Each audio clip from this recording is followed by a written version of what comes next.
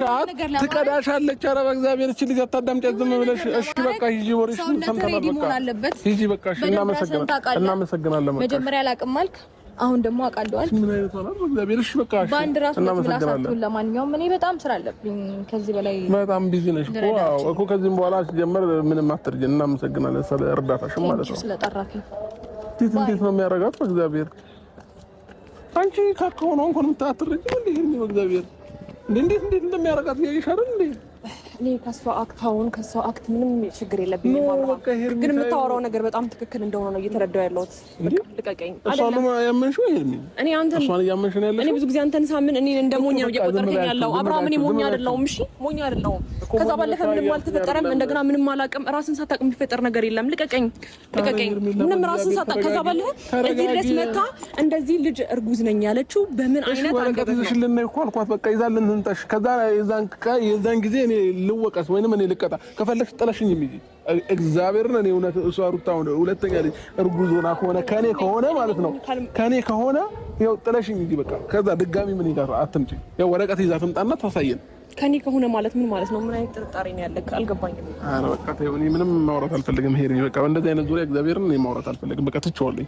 አንቺ ማመን የፈለግሽውን መቀበል የፈለግሽውን መቀበል ትችያለሽ። እኔ በዚህ ልክ ለማስረዳት እኔ ማመን የፈለኩትና መቀበል የፈለኩት አንተን ነበር ያመንኩ። አብርሃም ቢገባ ብትረዳ ነገሮች አንተ አመኝ እኔን በቃ ካመንሽ እኔ ሞኝ ሆኜ አይደለም አንተ እኔን ካመንሽ በቃ አመኝ እስከመጨረሻው ድረስ አለቀ። በቃ ይሄ ነው ግልጽ አማርኛ ማለት ነው። እኔን ካመንሽ እስከመጨረሻው ማመን ነው እንጂ የሆነ ሰው የሆነ ነገር ስላለ ምናምን አይደለም። በቃ በዚህ ልክ ኮንፊደንስ ኖሮኝ እየነገርኩሽ ነው። እኔ ጥለሽኝ እንጂ ከዚህም በኋላ አታግኝ። ከፈለግሽ ወዳት አታግኝ። የሚያደርገኝ ነገር ምን ታውቃለህ? አንደኛ ነገር ቤቷ አየር በጣም ብዙ ጊዜ እየተመላለስክ ነበር። ኧረ በቃ ይሄ ነው በቃ ምን ብላኝ ታውቃለህ?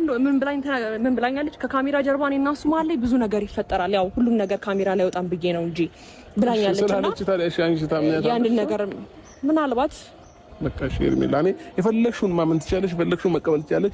እኔ ወረቀት ሩታ ይዛ መጣ ማህተብ ያለው በስነ ስርዓት ያኪም ቤት እርጉዝ መሆኗን የሚያሳይ ነገር ካየሁኝ በቃ የዛን ጊዜ እኔ ልቀጣልኩሽ። በቃ እኔ አንቺ ከፈለግሽ ጥለሽኝ እንጂ ከኔ ጋርም አትሉኝ። እኔ ብቻዬን ነው በቃ ያኔ ማለት ነው።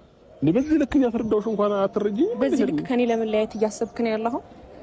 ኧረ በይኔ ነገሮችን ማጓጓር አብርሃም እኔ ነገሮችን አላስብም ማለት አይደለም። ሰማኛለህ? እኔ ነገሮችን አላስብም ማለት አይደለም። ዝም ስል ነገሮችን ስቄ ሳሳለፍ እያስጨነቅሽኝ ነው ያለሽው። እግዚአብሔርን እያስጨነቅሽኝ ነው ያለሽው። እንዴ በዚህ ልክ ነው እየነገርኩሽ አማርኛዬን እያወራሁ አንተ ህይወት ነኝ እንዴ ታዲያ መጨነቅ ያለብኝ? አብርሃም ምን ማለት ነው? አልገባኝም። ይሄ እኮ ያንተ ህይወት ነው አይደል እንዴ? ሄርሜላ አረገዘች፣ ከሌላ ሰው አረገዘች፣ ሄርሜላ ከሌላ ሰው ጋር ግንኙነት አላት የሚል መረጃ ደርሶ ያውቃል? አያውቅም አይደል እንዴ? ኧረ ላይፌን አከበዳችሁ በደል አንተ ራስህ እሷ እንዳትደርስብህ እና ደግሞ 100% ኮንፊደንስ እንዲኖር እንኳን ሁሉ ጊዜ እየተመላለስክ ነበር አስታውሳለሁ። ቤቷ መላለሰው ልጄን ለማየት ነው እንጂ ከሷ ጋር ጊዜ ለማሳለፍ ነው እንዴ? ሄርሜላ ሹክ ብላኛለች። ገባ ካሜራ ጀርባ በጆሮሽ መጣ ሹክ አለችሽ። በጆሮ መምጣት አይጠበቅባትም። አባ እኔ በምን አይነት አማርኛ እንደማስረዳሽ አላውቅም። እግዚአብሔርን ድርቅ እያደረገሽ ነው። በቃ ምንም በብዙ መንገድ ላስረዳሽ እየሞከርኩ ነው። ብዙ ነገር ሳይሆን እኔ ስለማምንህ ምናምን ሴት ልጅ ያዋስቶ ነገሮችን ጆሮዬን አደንቁሬ ስለሌላ ሰው አንተን ብቻ ሳዳምጥህ አንተ ታምነህ እየተገኘህልኝ አይደለም። በቃ ማረጋገጥ ነው አይደለ? ደውለንላት አሁንም ወረቀት ይዘሽልን እንላታለን። አለቀ። ከዛ ይሄን ነገር የምትልበት ምክንያት ምንድነው ብለህ ታስባለህ? ሐኪም ቤት ድረስ ሄዳለሁ ብላ ሁሉንም ነገር እኔ ነገርኩሽ። በቃ ታስቦበት ታቅዶበት እና አንቺ ጋር ለማለያየት ሲቀጥል ደግሞ በዚህ ሳምንት ከሷ ጋር ጌም አላችሁ አይደል ቲክቶክ ላይ እሱን ነገር ለማበላሸት ሰው ማይሆን አመለካከት እንዲኖረው ለኔ ምናምን ሆን ተብሎ የተደረገ ነገር ነው። አውቀው ነገሮችን ብልሽት ለማውጣት ነው። ገባሽ? እኔ ደግሞ ሁሉንም ነገር አውቄያለሁ፣ ነቅቼባቸዋለሁ። ስለዚህ እኔ አሁን ከነሱ ጋር በዚህ ልክ መዳረቅም አልፈልግም። እኔ አንቺን ነው እንትን ማለት የምፈልገው። አንቺን ደግሞ እያስረዳሁሽ ያለሁት መረዳት ከቻልሽ ተረጂኝ። ካልቻልሽ ግን ምንም ላደርግ አልችልም። ይሄ አሁን ጭንቅላቴ በጣም ብዙ ነገር እያሰበ ነው። ያበቶኛል፣ ደብሮኛል፣ ጨንቆኛል። ጭንቅላቴ ውስብስብ እየሆነ ነው። ገባ?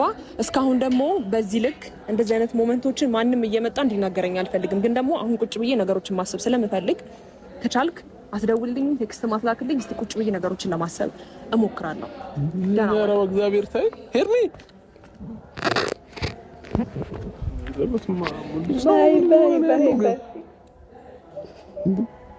እኔ ነኝ ጭንቅላት ልክ ያልሆንኩት ወይስ እነሱ ናቸው? እንዴ